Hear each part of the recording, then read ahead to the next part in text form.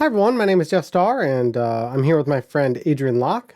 Hi everyone! I want to talk about the Canon RF 16mm f2.8.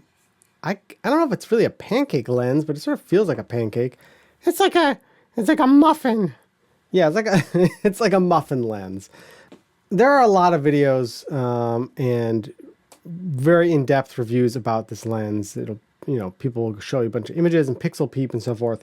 I don't want to bother trying to redo what a million people have already done, right? Yeah, because you're lazy. What I would like to talk about, is this really worth getting? Will you use it? Why will you use it? Who is it right for?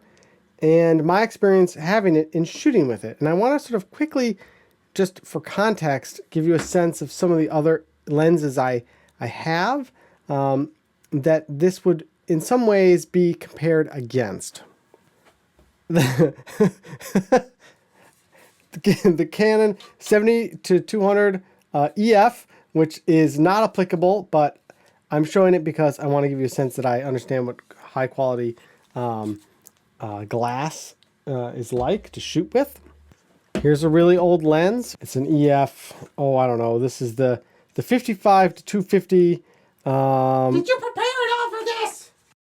I bought this when it first came out. I took it to Africa. This is not a great lens. It's an okay lens. At the time it was okay, but it's not great in retrospect. Here's the 24-105 f4. This is often sold as a kit lens with the R bodies. I came with my EOS R. 24mm is pretty close to 16mm, but this is a pretty big and pretty heavy lens. And if you're just going to carry it around your neck while you walk around the museum, you're going to hate yourself. This is a Samyang. Isn't that lens like $4? So this Samyang lens is a 14mm. It's an f2.8, and it is manual focus. So it's there's no zoom on this. It's just a fixed focal length, and it uses it's an EF mount. So you'll need the EF to RF adapter. Now I use this lens for a long time actually as a supplemental lens on my 70D. But when I transitioned to the RF mount and my EOS R, I found that this lens just didn't communicate with the camera. It would cause the camera, the R to lock up. It gave me all sorts of issues. So I was looking to get rid of this and get some sort of wide angle lens to replace it. I had really liked the size of the EF 40mm pancake lens and then later the EFS 24mm. So the 16mm RF was sort of a way to recapture that sort of small size and give me that wide angle coverage that I didn't have as just sort of a run and gun lens. Now compared to the Samyang, of course, this RF lens is like 1,000 times better image quality wise. It's ease of use, autofocus. I mean, it's a much better lens, but you do need to know that it has its own limitations.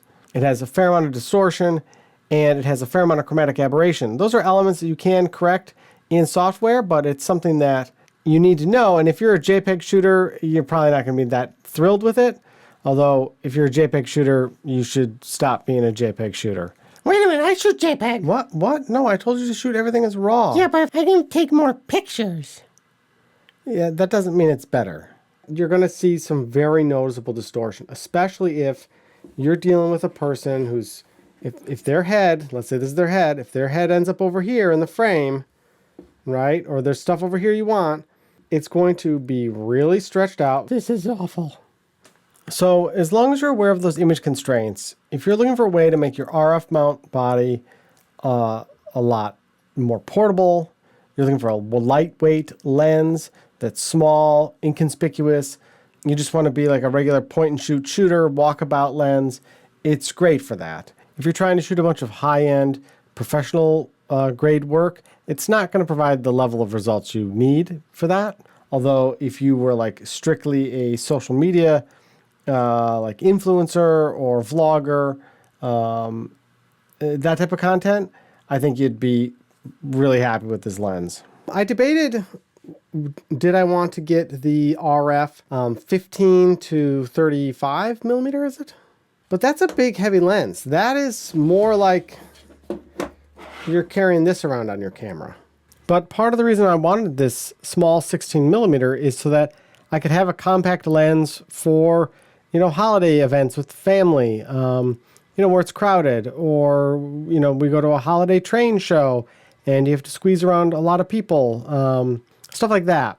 Something that was small, lightweight, very maneuverable, not that expensive in case it gets damaged. Sorry, I bumped the C-stand. Oh my God, can I'm trying to...